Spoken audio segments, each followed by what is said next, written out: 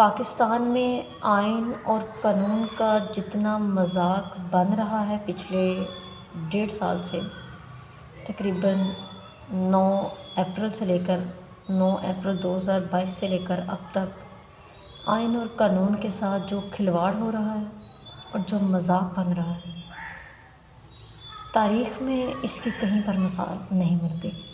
मुहज़्ज़ब मुआशरों में ऐसा होता ही नहीं। एक तरफ एक सज़ा याफ्ता मुजरिम जिसको पाकिस्तान की आला अदलिया इश्तहारी करार चुकी है, जो मुजरिम है, जिस पर फ़र्द जुर्म आयद हुई है, फिर जुर्म साबित हुआ है, नवाज़ शरीफ की बात कर रही हूँ मैं।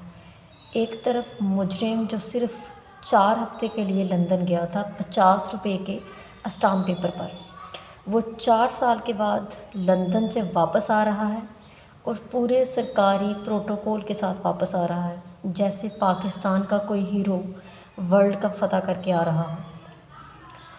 पिछले 5-6 माह से तो ये आवाज़ हम सुन ही रहे थे, लेकिन पिछले 1 हफ़्ते से जिस तरह कानून का, आइन का और इंसाफ का जनाजा उठते हुए हमने अपनी आँखों से देखा है, इस निज़ाम कानून पर, इस निज़ाम इंसाफ पर हमारा एतमाद उठ चुका है और हमारी आंखें मुकम्मल तौर पर खुल चुकी हैं। किस तरह से एक पाकिस्तान के हीरो, पाकिस्तान के मुहिब्बे वतन साबिक़ वज़ीर-ए-आज़म इमरान ख़ान के साथ, और किस तरह एक मुजरिम के साथ अदालतों का दोहरा मेयार है। इस्लामाबाद के जो चीफ़ जस्टिस हाई कोर्ट हैं, जनाब इज़्ज़त-ए-माब आमिर फ़ारूक साहब, उनको ये सोचना चाहिए कि क्या वो इस मनसब पर हमेशा रहेंगे? क्या ये मनसब क़यामत तक उनके साथ रहेगा? ऐसा हरगिज़ नहीं है, मगर हाँ, क़यामत के दिन उनको इस मनसब पर बैठने के बाद जितना वक्त गुजारा है और जो फ़ैसले किए हैं, उनका हिसाब लाजमी देना पड़ेगा। किस तरह से नवाज़ शरीफ को हिफाजती यानी प्रोटेक्टेड बेल भी मिल गई है, किस तरह से उसके सारे केसेस को ख़त्म करने के लिए नैब के प्रोसिक्यूटर इतनी हरकत में है, हुकूमत इतनी हरकत में है, तमाम के तमाम अदारे इन्होंने मामू बना के पीछे लगाए हुए हैं, और किस तरह से एक हीरो को ये अडयाला जेल की काल कोठरी के गंदे सेल में उसकी तज़लील कर रहे हैं और उसको एक पिंजरे में पेश किया जाता है और उसके साथ इतना गैर इंसानी सलूक किया जा रहा है, जिसको तारीख़ जो है वो तारीख़ तो लिखी जा रही है और आने वाली जनरेशन जो हैं वो इस चीज़ों को और इन बातों को याद रखेंगी। लेकिन क्या जो लोग इन सब कामों में मुलव्वस हैं, उनको खुदा का खौफ नहीं आता? वो अपने आप को और कितना गिराएंगे?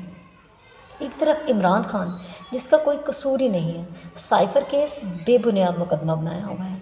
इससे पहले तोशाखाना तमाम कानून के और आइन के दायरे और तमाम ज़ाब्ते और तमाम वकला पाकिस्तान के ये कह चुके हैं कि तोशाखाना केस और साइफ़र केस दोनों केस ही बोगस केस हैं, और उसके अलावा दहशतगर्दी के 250 पर्चे हैं, ये है वो है, सब के सब जाली मुकदमों के अंदर आप इमरान ख़ान को सिर्फ एक इंडिविजुअल को गिराने के लिए इतनी हद तक गिर रहे हैं और इंसाफ को कदमों के नीचे रौंद कर नवाज़ शरीफ जैसे कन्विक्टेड लोगों को, मुजरिमों को पाकिस्तान पर मुसल्लत करना चाह रहे हैं। काश कि मैं वो आंसू दिखा सकूं जो गुज़श्ता 2-3 दिन से मेरे दिल पर गिर रहे हैं, वो आंसू जो इस बात को सोच कर गिर रहे हैं कि मीनारे पाकिस्तान के तकद्दुस को कितना पामाल किया जा रहा है। आज जब एक भगोड़ा, एक मुजरिम, एक इश्तहारी मीनारे पाकिस्तान के साए में आकर खड़ा होकर लोगों के दरमियान ये पेश करेगा कि वो बड़ा मज़लूम है, वो बड़ा मासूम है, वो फ़रिश्ता सिकता है, तो आप ये सोचें कि मीनारे पाकिस्तान अपनी बदकिस्मती पर कितनी सदियां रोता रहेगा। दूसरी तरफ जी कल क्या हुआ है? दूसरी तरफ ये हुआ, ये तो हमें वाज़ेह नज़र आ गया, अदालत का दोहरा मेयार, जजेस के दोहरे रवैये, हुकूमत की सारी इनके साथ मिली भुगत। दूसरी तरफ सनम जावेद, जिसके पास कोई सियासी ओहदा नहीं था, जिसके पास कोई पार्टी का टिकट नहीं था, इसके बावजूद वो बेचारी 9 मई के जाली मुकदमे में, जहाँ उसका कोई कसूर ही नहीं है, गुज़श्ता 5.5 माह से वो बच्ची या वो औरत जो है वो जेल काट रही है। उसका कसूर क्या है उसके साथ Taiyaba Raja, Aliya Hamza, Khatija Shah, doctor Yasmeen Rashid and many more, इन सब का क्या कसूर है? इन सब को किस बात में अंदर रखा जा रहा है? कल उस गरीब को जो सनम जावेद को चौथी बार या शायद पांचवी बार उसको दोबारा कोट लखपत में गिरफ़्तार कर लिया गया है। जब उसकी रोक कर जाने के बाद उसकी रिहाई होकर वो वापस आ रही थी तो दरवाज़े के साथ उसकी छोटी सी बेटी है। आप ये सोचें कि आप इस कौम के बच्चों के ज़हनों के ऊपर कौन सा इम्पैक्ट छोड़ रहे हैं। इस कौम के जो बच्चे हैं वो क्या याद करेंगे कि हमारे ही मुहाफ़िज़ हमारी ही हिफाजत करने से आरी हो गए थे और हमारे ही ख़िलाफ़ डंडा लाठी चार्ज करने पर तुल गए हुए थे। आप ये सोचें कि उसकी बच्ची रोती हुई, सनम जावेद तो विक्ट्री का निशान बना रही थी। आफरीन है सनम जावेद पर, तैयबा राजा पर, आलिया हमज़ा, खतीजा शाह और बहुत सारी ऐसी ख़वातीन जो 9 मई के जाली मुकदमात में अंदर नाजायज़ कैद काट रही हैं। पाबंदी सलासल हैं। आफरीन है उन सब ख़वातीन पर। ये मर्दों से ज़्यादा अच्छा लड़ी हैं।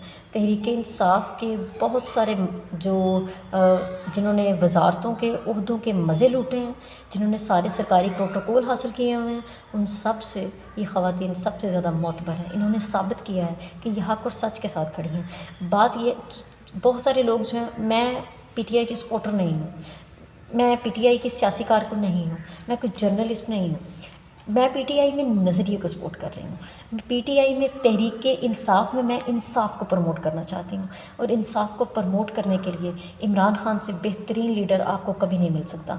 जो भी शख्स आज नवाज़ शरीफ का इस्तकबाल करने के लिए वहाँ गया है, उनमें बहुत सारे जो बेचारे आम लोग हैं वो तो मजबूर हैं, लेकिन जितने लोग आपको आज बेवकूफ़ बना रहे हैं कि नवाज़ शरीफ के आने पर एक तो आप पहले बिरयानी थी, फिर होंडा 125 पर गया और अब साथ जन्नत का टिकट मिल रहा है आपको। यकीन माने ये लोग मुल्की मफाद के हक़ में नहीं है। जो शख्स पाकिस्तान का मफाद चाहेगा वो कभी नवाज़ शरीफ को सपोर्ट नहीं करेगा, और जो शख्स पाकिस्तान का मफाद नहीं चाहेगा वो हमेशा इमरान ख़ान के ख़िलाफ़ होगा।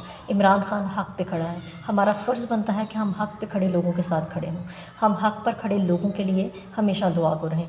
और सबसे आखिर में मैं ये कहना चाहूँगी कि जो ये क्या कह रहे हैं फ़लस्तीन में और हमारी हुकूमत, हमारा मुल्क, ये सारे लीडर्स जो हैं ये बिल्कुल आवाज़ नहीं उठा रहे हैं फ़लस्तीनियों के लिए।